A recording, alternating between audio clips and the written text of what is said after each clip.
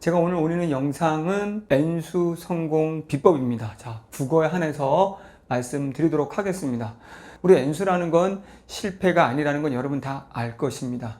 더 높은 곳에 날아오르기 위해서 잠시 멈춘 거고, 기초 또는 그 판을 더 다지기 위한 중요한 시간이고 새로운 멋진 도전이라는 걸 여러분들은 알고 있을 거라고 봅니다. 그런데 우리가 많은 N생들을 비춰봤을 때 잘못된 공부 방법으로 인해서 특히 국어는 N수를 해도 오르지 않는다는 게 가장 큰 문제입니다. 그러면 1년이라는 시간을 더 많이 투자했음에도 불구하고 왜 국어는 제자리일까요? 돌이켜서 보면 작년에 공부했던 방법들을 반성해보고 성찰해보면 여러분이 앞으로 어떻게 1년 동안 공부를 해야지만이 성공할 수 있는지 해답은 결국 그 안에 있는 것이죠. 먼저 여러분의 아픈 것을 진단을 해야 됩니다. 내가 어디가 아픈지, 그리고 이게 왜 나한테 아픈 것이 되었는지, 그걸 토대로 우린 해결책을 찾아가는 거죠. 자, 그러면 제가 고3들이라고 설정해 볼게요. 작년 고3 때 국어 공부 방법에 문제가 있었다는 거죠. 그렇기 때문에 고3 때 국어 공부 방법을 한번 진단해 보자는 거죠. 저는 진단했을 때 제 1번으로 이렇게 말을 할 겁니다. 여러분은 친구 따라 강남에 갔습니다. 그 친구는 결코 강남에 살지 않았습니다. 강남에 대해서 전혀 모른다는 것이죠. 그런데도 여러분들은 무작정 그 친구가 추천하는 강의를 들었고 무작정 선생님들이 하란 대로 했을 뿐입니다.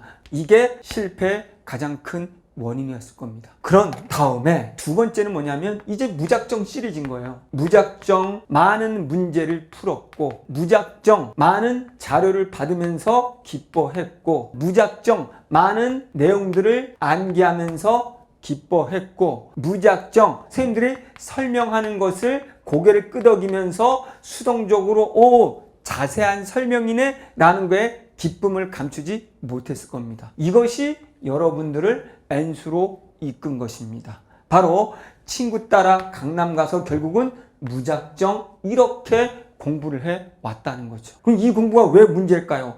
N생들은 이게 문제라는 걸 모른 채 이것을 N수하면서 더 강화하니까 N수를 해도 그거는 늘지 않는다는 거죠. 모든 재종반이라든가 바자반이라는 것에 최상위권 학생들은 거의 공부의 3분의 1을 국어에 매진합니다. 그러나 그 친구들은 결코 성적을 올리지 못한다는 거죠. 대치동이나 이런 강남에서는 국어는 원래 잘하는 애들만 잘해 라고 이야기합니다. 그 친구들은 분명히 유명하다고 하는 선생님들의 강의를 수없이 들었음에도 불구하고 오히려 국어에 대한 공포감만 쌓아가지고 시험장에 들어갔던 겁니다. 자, 세 번째 또 문제점은 뭐냐면 별거 아닌 것 같은데 굉장히 중요해요. 이런 잘못된 방식을 열심히 했다는 거죠.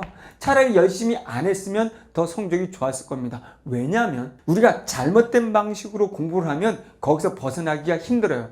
차라리 잘못된 방식으로 공부를 하지 않았다면 내가 스스로 자꾸 풀려고 했을 거예요. 시험장에서 여러분들 기억해 보세요. 여러분들이 배웠던 자료, 여러분들이 풀었던 문제들이 나왔나요? 나오지 않았죠. 전부 쓰레기였죠. 내가 스스로 80분 동안 45문제 16페이지의 긴 지문을 읽어냈어야 되는데 내가 스스로 읽을 수 있는 힘을 잃어버렸다는 거죠. 잘못된 방법의 공부 방식을 열심히 했기 때문에 결국은 능동적으로 해석할 수 있는 분석력을 잃어버리게 됐다는 거예요. 수능이라는 본질을 이해하세요. 수능이라는 본질은 여러분한테 지식을 알고 있니? 여러분이 알고 있는 작품을 낼 테니까 확인해 볼게. 이런 게 아닙니다. 처음 보는 지문, 처음 보는 작품을 네가 스스로 80분 안에 분석할 수 있는지를 테스트할 게입니다. 그래서 수능이라는 건 여러분이 고3 때 배웠던 내신하고도 다르고 제가 공부했던 학력고사 때하고도 다릅니다. 오히려 굉장히 좋아졌어요. 절대 암기된 지식을 1도 묻지 않기 때문이죠. 문법조차도 암기를 요하지 않습니다. 조건이 주어지면 조건의 관계를 보면 되기 때문입니다. 그런데 여러분들은 작년에 내가 떨어진 이유는 열심히 덜 해서 문제를 내가 100문제 풀었는데 이번엔 1000문제 풀 거야. 내가 자료를 좀 덜 주는 선생님을 찾았어. 더 많이 주는 선생님을 찾을 거야. 더 자세히 일일이 뜻풀이 해주는 선생님을 찾을 거야. 라는 방식으로 N수를 하니까 결코 고3 때보다도 나은 성적을 얻을 수 없는 겁니다. 제일 중요한 건 진단을 하자. 고3 때와 다른 방법으로 가는 거죠. 그러면 N수 하는 방법은 간단한 거예요. 바로 뭐다? 성공하는 비법, 고3 때 공부 방법과 180도 전환하라. 이겁니다. 나를 9등급으로 내려놓고 기본 논리부터 배우겠다. 라는 자세가 필요한 거예요. 그냥 있는 거에 더 쌓겠다. 제가 누누이 말하는 게 있거든요. 아는 게 똥이다. 라는 게 철학이에요.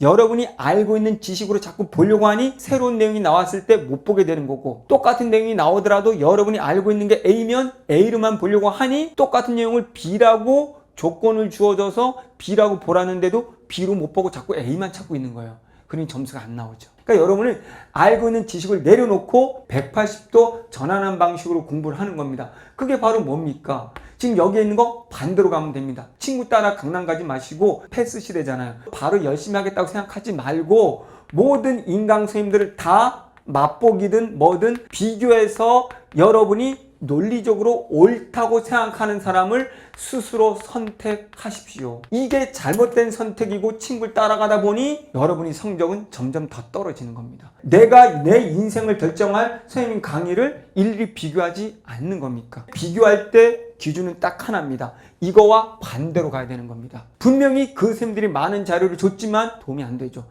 뜻풀이를 자세히 했지만 전혀 도움이 안 되죠. 뜻풀이를 자세히 하면 할수록 여러분 실력은 떨어지는 거예요. 그거는 이해했지만 그 작품 그 지문은 안 나오잖아요. 어떤 지문이 나와도 읽을 수 있는 논리적인 힘을 줘야 되는 거잖아요. 여러분 다리를 꺾어 놓는 것이 아니라 못 걷게 여러분이 더 잘 뛰고 더 날아오를 수 있는 방법론을 제시하는 강의들을 선택하시기 바랍니다. 모든 인강들을 반드시 비교해서 많은 시간을 투자해서라도 여러분 인생을 결정하는 거니까 직접 선택하라는 겁니다. 두 번째, 무작정 많이 푸는 것이 아니라 무작정 자료를 받는 것이 아니라 하나의 작품이라도 여러분들이 꼼꼼히 스스로 분석할 수 있는 힘을 키워야 되겠죠. 가장 중요한 게 독해 능력을 키우는 쪽으로 공부를 하는 겁니다. 왜?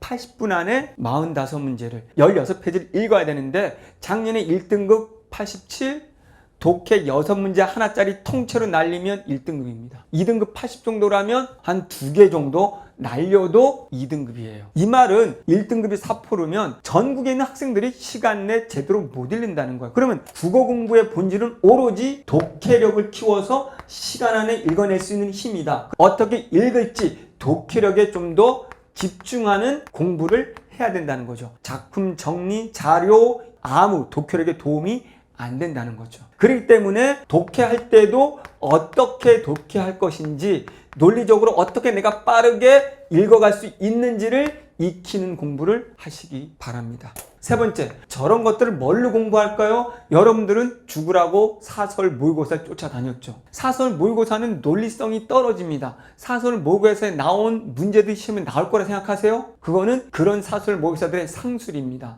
절대로 저는 똑같은 문제 한 번도 본 적이 없습니다. 작품 누구나 동일한 거 얘기할 수 있어요. EBS에서 나온다고 하면 되니까. 그런데 EBS에서 나와도 작품이 동일해도 보기라는 조건이 달라지면서 다른 내용이 나옵니다. EBS에 나오는 비문학이 나와도 한두 줄은 비슷할지 모르겠지만 전체 내용은 다릅니다. 그러니 가장 중요한 건 사설 모의고사가 아닙니다. 그리고 중요한 건 기출에 집중하는 거라는 거죠. 자, 기출 공부를 여러 번 반복하세요. 이 기출의 지문이 구조가 어떻게 돼 있고 문학에서는 선택지라든가 보기를 어떻게 만들고 이 기출이 가장 논리적으로 구성된 아주 좋고 깊이 있는 것이기 때문에 이거를 반복적으로 연구, 분석합니다. 이게 공부의 80% 이상이 돼야 됩니다.